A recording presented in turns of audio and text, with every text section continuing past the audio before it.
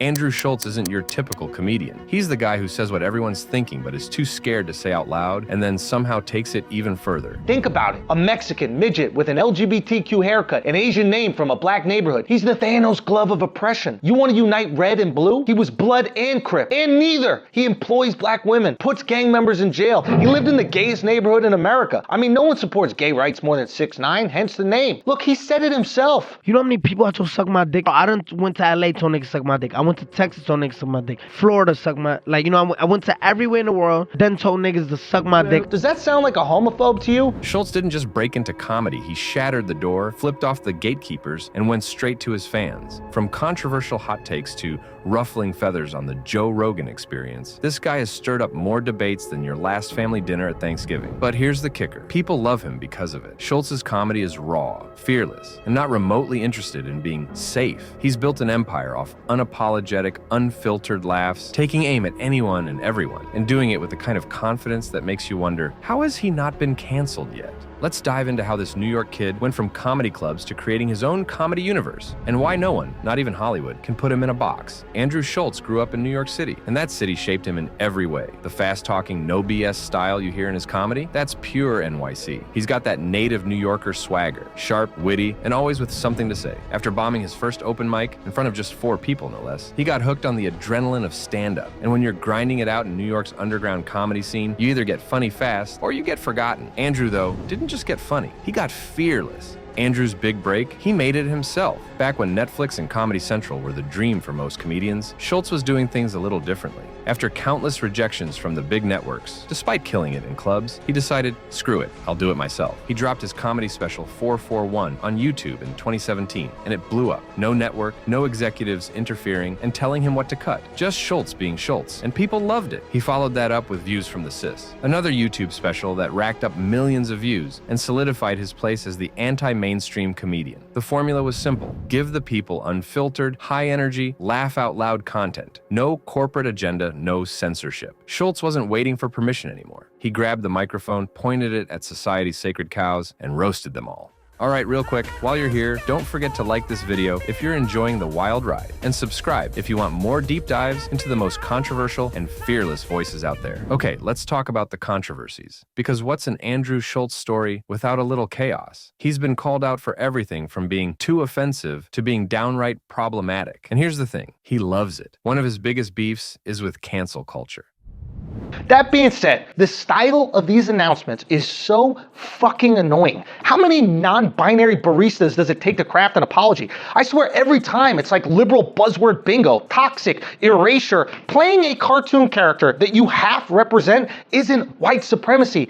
Thinking you can erase black people because of it is. You're exaggerating the severity of the situation to get Hollywood belly rubs. It's this white saviorism I fucking hate. Minorities aren't fragile little children that need to be coddled. That's celebrities. If you want to step down, great. Just keep it moving because no one asked for this. At no protest did someone have a sign that said, defund the Golden Girls. Schulz has made it a mission to poke fun at the overly sensitive, the easily offended, and anyone who thinks comedy should come with a disclaimer, whether it's roasting the woke police or taking jabs at social justice warriors. He's always towing the line and then dancing over it. Remember when he dropped his bit about feminism or his jokes about cultural appropriation? The internet almost imploded, but instead of backing down, Schulz doubled down. His philosophy? If you're laughing, then he's doing his job. Then there was his infamous COVID-19 special. While everyone else was worried about being politically correct, Schulz went full savage mode, dropping Schulz Saves America on Netflix, a miniseries where he tackled politics, race, and pandemics head-on. It was like watching a roast of 2020, and man, was it brutal. The series sparked so much debate that people either thought it was comedic genius or a PR nightmare. But Schulz? He shrugged it off. That's his magic. While the world debates, he's already moved on to the next joke. Schulz doesn't just stick to the stage. He's also built an empire on YouTube with his podcast, Flagrant, where anything goes is literally the motto. Together with co-host Akash Singh and the crew, they've made Flagrant the Wild West of comedy podcasts. They talk about everything, cancel culture, politics, relationships, and nothing is off limits. One of their most talked about episodes featured none other than former President Donald Trump, who, at the time, was aiming for a return to office. In a candid, unfiltered conversation, Andrew and the crew managed to bring out a more personal side of Trump, humanizing him in ways that surprised audiences on both sides. The episode racked up millions of views, and some argue it even helped reshape Trump's public image, showing a softer side that ultimately played into his successful campaign. Depending on who you ask, this episode was a masterstroke in podcasting, a mix of comedy, honesty, and controversy that kept audiences hooked. It's like hanging out with your funniest, most inappropriate friends, but they've got mics, cameras, and zero fear of backlash. Flagrant has become a cultural hub for fans who are tired of sanitized conversations. It's unfiltered, it's controversial, and it's unapologetically Schulz. But with that comes some serious heat. Whether it's defending free speech or making jokes that others would shy away from, Schulz and the gang regularly get called out for being problematic. But that's exactly why people tune in. It's raw and it's real. No filters, no pretenses. In a world where everyone's trying to play nice and fit into the box, Andrew Schulz is out here breaking the whole damn box. He's mastered the art of DIY comedy, building a brand that's impossible to ignore. Even when Netflix picked up Schulz Saves America, it wasn't the typical polished, network-friendly comedy show. It was Schulz, raw and uncensored, roasting society with that trademark New York swagger. And unlike many comedians who shy away from their online presence, Schulz leans into it. He's got a massive YouTube following, tours that sell out in minutes, and a podcast empire that's growing by the day. He didn't need Hollywood. He didn't need a big comedy network. All he needed was a mic, a camera, and the freedom to say whatever the hell he wanted. And so he did. Andrew Schulz isn't just good at jokes. His real genius lies in his ability to turn chaos into comedy. Whether it's politics, pandemics, or personal struggles, Schulz has a way of finding humor in the darkest places.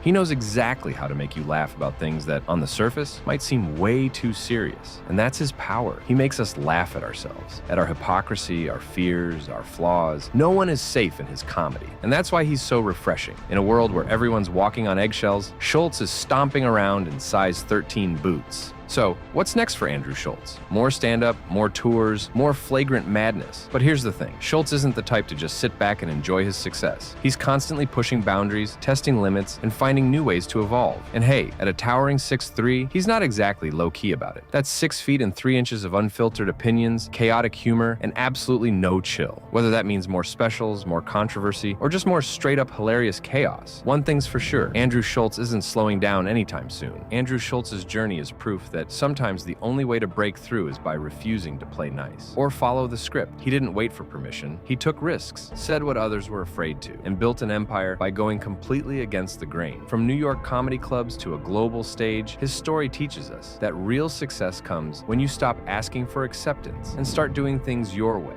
Unfiltered, bold, and relentlessly yourself. Schulz's story isn't just about comedy, it's a masterclass in owning who you are and redefining what's possible when you're fearless enough to take the mic on your own terms. I love Cubans because y'all turn into conservative Republicans immediately after getting to America. Like y'all are refugees, immigrants, and the second you get that dry foot,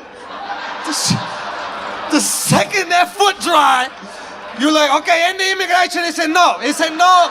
Hey, he said no immigration. Hey, it's too many people.